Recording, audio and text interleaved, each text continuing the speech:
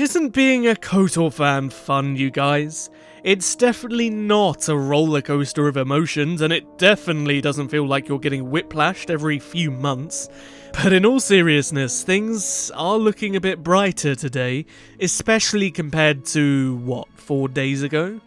And this is because another industry insider has come out today with information about the Knights of the Old Republic remake, and almost completely refuted the last industry insider. And honestly, it's just getting crazy at this point. Anyway, so Jason Schreier, if you guys remember him, I called him out about a year ago about how he was wrong about certain things regarding the KOTOR remake, like the release date and Lucasfilm disliking it, and that I felt like he over-dramatized certain things to make his headline more provocative for his articles, and I stand by that. And he even proceeded to block me despite never tagging him or actually mentioning him on anything, so I guess I hit a nerve there. Anyway, he has come out today and essentially stated that Jeff Grubb's claim that the Knights of the Old Republic remake is not being worked on is essentially BS. Now, TLDR, Jeff Grubb is another industry insider who claimed a few days ago that Sony had pulled out of the remake and that Embracer couldn't afford to fund the game and that no studio was working on it and that the remake was deader than dogshit. But a few days after that, he came out with a clarification, aka a backtrack, by saying that he didn't know anything about the game's actual development, blah blah blah. I've got a whole video going into that if you're interested. Now, I was publicly very skeptical of that leak, and I heard the words copium and hopium more times than I can count. But it was mainly because it was too conveniently timed, it was too provocative, and a lot of the things he said didn't make sense based on public information. For example, this claim that Sony were funding the game, which is just false.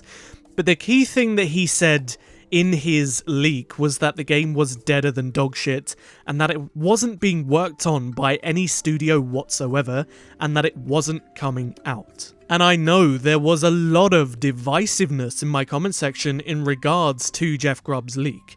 A lot of you were defending him, saying that he's very reputable and that he's probably right, and there was a lot of you also not defending him, saying that he's a fraud and that he's always wrong. And I did even see some of you say that you were waiting for a more reputable insider like Jason Schreier to come out and spill the beans. And so for you guys, you have got what you wanted, because Jason Schreier has finally commented on this debacle, and this is what he had to say. Is it alive, and will it ever come out, are two very different questions. A third is, if it does ever come out, what will it actually look like? That said, I've talked to 2 people at Saber who both say they're currently still working on it, so I don't believe that comment that it isn't being worked on in any way right now is true. Now, based on Jason's words, I think he's pretty clear.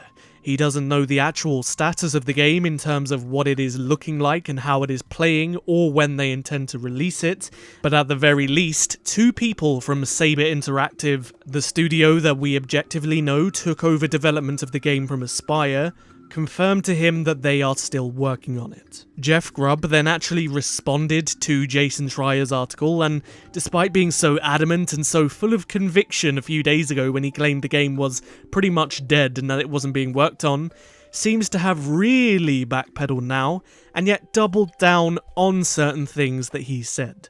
Now, despite the fact that Jason claims that 2 people from Saber Interactive told him they are working on the game, Jeff tries to play this off as him still being right, and that Jason's claim doesn't disprove anything he said, and that Sony are still out, even though he literally said there isn't a single studio working on this game and that the game is deader than dogshit, which is, disproving. Further doubling down on this idea that the game couldn't be funded without a massive partner like Sony. However, we've already debunked that on this channel in past videos because Embracer invested, close to 100 million into the KOTOR Remake's development after pre-production a couple years ago. So it's crazy that he's so firm on this idea and refuses to do even the slightest bit of journalism, but alas. He then goes on to say that what Jason said is basically what he said, and that people aren't working on the game, but there's actually a couple people trying to find partners for it, and that's exactly what he meant when he said that nobody is making the game. So, like I said, he's doubled down on several of his initial claims, but seemingly backpedaled on others, so make of that what you will, that's down to you. Now, another little interesting tidbit that Jason Schreier claims is something that I spoke about over a year ago, and that was the state of the vertical slice, or the completed section of the game that was shown to Sony and Lucasfilm.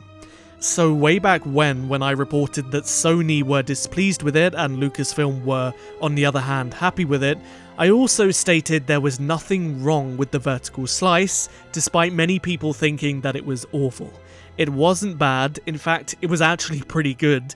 It just didn't meet the expectations of other parties due to miscommunication. One reason for this is because Aspyr had an intended release date for the 20th anniversary of 2023, but the scale and the scope of the game was quite vast, and so the employees themselves didn't think that this was a realistic date, and they thought 2024, maybe early 2025, would have been a more likely release date. At the same time, Sony weren't overly keen on the visual presentation of the game.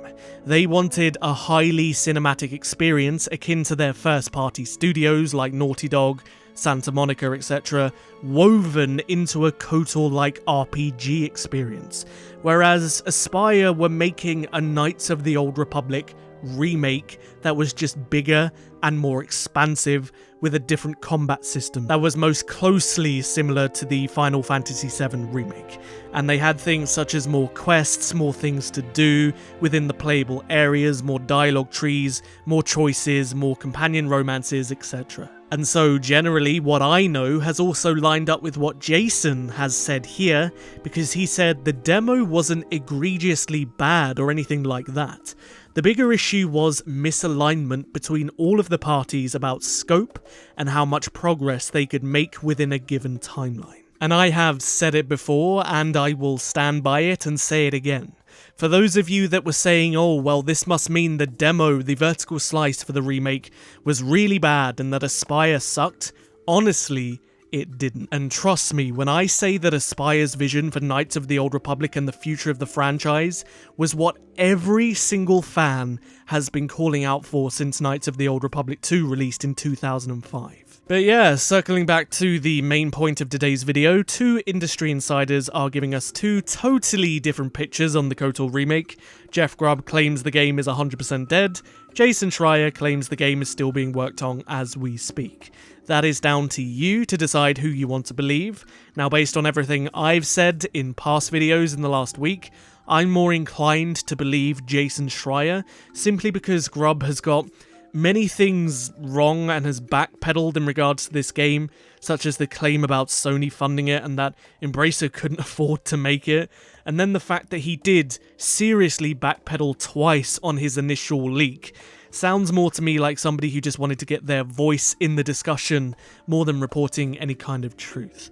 But that's just my personal opinion, you're free to dislike that, and it looks like we are not getting off this Knights of the Old Republic remake rollercoaster anytime soon. Don't forget to share the video, and if you haven't, perhaps consider subscribing to join the biggest growing Knights of the Old Republic community on YouTube. And if you love Knights of the Old Republic, you should check this video out. It details the tragic reason that Darth Malak went bald, and I think you'll be surprised. I'll see you there.